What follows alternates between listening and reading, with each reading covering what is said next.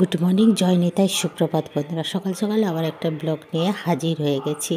এখন আমি ঘরটা ঝাড়ু দিচ্ছি, কারণ আমি অনেক দিন পরে ঘরে ঝাড়ু দিচ্ছি। এমনি টুকিটাকি একটু রান্নাঘরে দিয়ে দিয়ে আজকে রুমটা ঝাড়ু দিচ্ছি, কারণ বরমশাই বাড়িতে নেই। ওনার পিসিমা মারা গেছে বলে চলে গেছে, মানে ওনার পিসিমা আমার দিদির শাশুড়ি মা। তো কাজ আছে তাই উনি গেছে, তাই বাধ্য হয়ে আমাকে ঘর ঝাঁটাতে হচ্ছে। মেয়ে ঝাঁটিয়ে দেয়, মেয়ে বারণ করছিল যে মা ঝাঁটাতে হবে না, আমি ঝাঁটিয়ে দেবো। তো ও পড়াশোনা করছে, ওর পরীক্ষা আছে, তা আমি বললাম চলো আমি ঝাঁটিয়ে দিচ্ছি, একটুখানি ঝাঁটাই, একটু দাঁড়িয়ে পড়ি, কারণ প্রচণ্ড কোমরে যন্ত্রণা হয়। তো যার জন্য আমি বেশি ঝাঁটাতে পারি না। এই যে একটু ঝাঁটাচ্ছি, কোমর ধরছি, তখন আমার বড় মেয়ে চেঁচাতে শুরু করছি, তোমাকে বারণ করা হচ্ছে, তুমি ঝাঁটিও না, আমি ঝাঁটিয়ে দেবো। তোমরাই বলো বন্ধুরা, ছোট মেয়ে কী করে ঝাঁটাবে বলো? ও ঠিক মতন ঝাঁটাতে পারে না। ওর বাবা থাকলে তো আর আমি ঝাঁটাতে আসি না, ওর বাবাই ঝাঁটাতে থাকে, সব কাজ ওই করে টুকিটাকি। এখন আমি রান্নাবান্নাটা করে দিই, বড় মেয়েটা একটু হেল্প করে দেয়, ও যখন সময় পায়। ওকে আর পরিষ্কার করে ঝাঁটাতে পারবে আমাদের মতন? তাই আমি একটু ঝাঁটিয়ে দিলাম। কি করব, হাজার কষ্ট হলেও নিজের সংসারের কাজ করতে হবে। আর কাজের লোক রেখে আমি সত্যি কাজ করি না, কারণ ওদের কাজও আমার পরিষ্কার পরিচ্ছন্ন ভালো লাগে না, তাই সবসময় পিছনে খিটির খিটির করতে একদম ভালো লাগে। ঝাঁটাতে ঝাঁটাতে বসে পড়েছি, প্রচণ্ড কোমরে যন্ত্রণা হচ্ছে, আর বেল্টটা পরতে আমি ভুলেই গেছি। আবার নিচে যাব, আবার বেল্ট পরবো, তাই এই জন্য আর বেল্টটা পরিনি ঝাঁটাতে। তারপর আর পুরোটা ভিডিও করে দেখাতে পারবো না, কারণ প্রচুর কষ্ট হচ্ছে। তাড়াতাড়ি ঝাঁটিয়ে ফিরে আসছি। স্নান করে চলে এসেছি ঠাকুর মন্দিরে, আর আমিও পুজো করে দিচ্ছি, আর বড় মেয়েও একটু পুজো করে দিল। সবার স্নান হয়ে গেছে তিনজনে।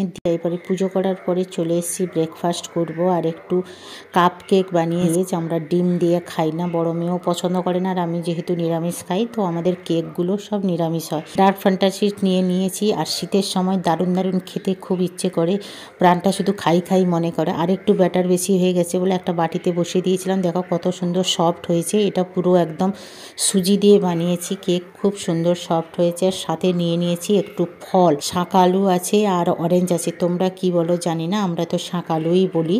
আর খেতে খুব ভালো লাগে। আর এই যে আমার মেয়ে খেয়ে বলছে যে খুব সুন্দর হয়েছে, ভিতরে একটা ডার্ক ফ্যান্টাসি কেটে দিয়েছিলাম, ওই জন্য খুব সুন্দর চকলেটের মতন লাগছে। আর দেখো কতটা জালি জালি হয়েছে, দেখো ছোট মেয়েও বলছে যে খুব সুন্দর হয়েছে। পুরো চিকেন কারি বানাবো, আর শীতের মরশুমে হাজবেন্ড চিকেন বানিয়ে দিয়ে গেছিলো। আর শীতের মরশুমে না দারুণ দারুণ খেতে প্রাণ চায়। আমার তো আর চিকেন খাবো না, আমার হচ্ছে ভেজ, ওদের একটু চিকেন কারি। এই যে আলু ভাতে দিয়েছি, গরম গরম ভাত, আর সাথে আছে টক, নিরামিষ টক আলু ভাতে, আর একটা ভাজা আছে, ফুলকপির ডাঁটা বাটা ভাজা করেছে পেঁপে দিয়ে, খুব সুন্দর লাগে।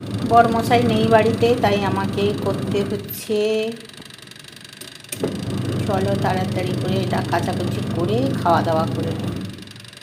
এখন দুপুরের লাঞ্চ করব, চলে এসেছি। বড় মেয়ের ভাত বেড়ে নিলাম, লাল লাল চিকেনের ঝোল, সাথে একটা গন্ধরাজ লেবু দিয়ে দিলাম।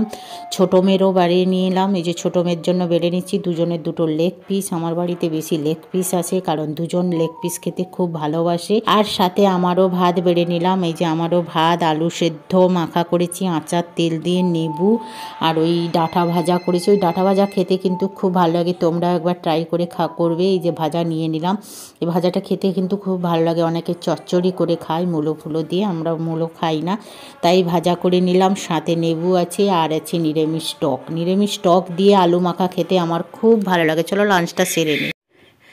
দুপুরে খাওয়া দাওয়ার পরে শুয়ে পড়েছিলাম, তারপরে আমার মেয়ে বলে যে একটু কফি খাবো, আর এই যে নমকিন টেস্টি নাট, আর দুটো দেখো একটা পড়ছে, মোবাইল ঘাঁটছি, আর একটা তাকে দেখছে। কেমন লাগছে কফি আর ভালো। চলো ফটাফট করে খেয়ে নিই, বাড়িতে বর নেই, আর শীতের সময় দারুণ দারুণ খাওয়া দাওয়া। গুড ইভিনিং জয় নিতাই বন্ধুরা, তোমাদের সামনে সকাল থেকে পরে এই যে চলে এসেছি, আর এখন সন্ধ্যের স্ন্যাক্স টাইম। আর এই যে বাড়িতেই বানিয়ে নিয়েছি এক গামলা চুরমুড় খাবো। আর এই শীতের সময় না সত্যি দারুণ দারুণ খেতে খুব মন চায়, মনটা শুধু খেতে খেতে ইচ্ছে করে। তাহলে চলো চুরমুড় খেয়ে নিই, আরও রাত্রে আর দারুণ একটা ডিনার আছে, সেগুলো সব খাবো দেখাবো। তাহলে এখনকার মতন টাটা। এখন রান্না করে চলে এসেছি, এখন বাজে রাত্রি 10টা। পিজা বানাবো, চলে এসেছি। ময়দা দই দিয়ে মাখিয়ে রেখে দিয়েছিলাম, ইউজ করিস নেই। এবারে আমি চিজ আর ক্যাপসিকাম, পিজা সস ছিল না, টমেটো সস ফস দিয়ে সব কিছু দিয়ে সাজিয়ে দিয়েছি। গোলমরিচ দিয়েছি, একটু অর্গ্যান দিয়েছি, অর্গ্যানিক দিয়ে সুন্দর করে সাজিয়ে দিলাম। এটা বড় মেয়েরা ছোট মেয়ে, তাই তারা পেঁয়াজ ক্যাপসিকাম সব সাজিয়ে দিচ্ছি। আমার বড় মেয়ে সাজিয়ে দিচ্ছি, আমি আরেকটা করছি, ও আরেকটা করছি। ফটাফট করে দুদিকে দুটো বসিয়ে দেবো, কারণ পিজা বানাতে সময় লাগে। মাইক্রোওভেন হলে এত সময় লাগতো না, যেহেতু গ্যাসে করব একটু সময় লাগবে, কারণ বেশটাও তো হতে হবে।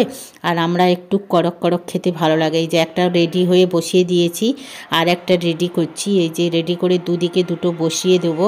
আর হোমমেড পিজা খেতে খুব ভালো লাগে, অত বাজারের মতন এত সফট না হলেও কিন্তু দারুণ লাগে পিজা।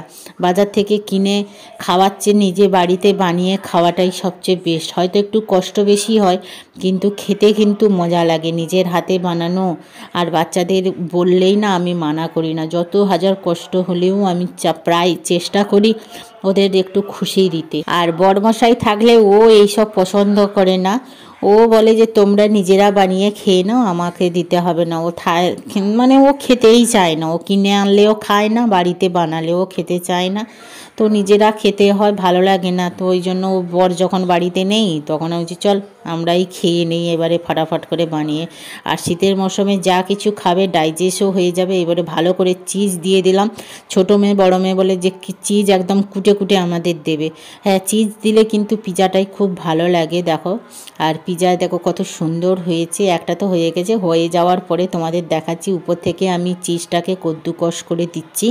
তোমরাও এইভাবে বাড়িতে বানিয়ে খাবে, খেতে কিন্তু খুব ভালো লাগে, দারুণ। Pizza I love my pizza. আমি বাজার থেকেও কিনে খাই, বাজার থেকে খেলে শুধু চিজওয়ালা পিজাটা কিনে খাই আমি। এবার দেখো তাওয়াতে আমি একটা রিং দিয়ে দিয়েছি, অল্প বালি দিয়ে দিয়েছি, আর এই ছালনিটার উপরে আমি পিজা বেসটা দিয়ে বসিয়ে দিলাম। একটা কড়াতে বসাচ্ছি আর একটা তাওয়া, এই যে ঢাকনা দিয়ে দিলাম, একটা কড়াইতে বসিয়েছি। একটা দুজনকে দুটো পিজা দিয়ে দিলাম, ওরা খুশিতে খাচ্ছে। এ ওকে খাইয়ে দিচ্ছি, ও ওকে খাইয়ে দিচ্ছে, দুজন তো খুব খুশি। জিজ্ঞেসে করলাম কেমন হয়েছে, বড় মেয়ে বললো যে খুব সুন্দর হয়েছে। তোমরাও এইভাবে বানিয়ে খাও, আর শীতের সময় যা খাবে ডাইজেস্ট হয়ে যাবে। তাহলে আজকের মতন টাটা, বাই বাই। আবার একটা নতুন ব্লগে দেখা হবে, ততক্ষণ গুড নাইট, শুভরাত্রি, জয় নিতা।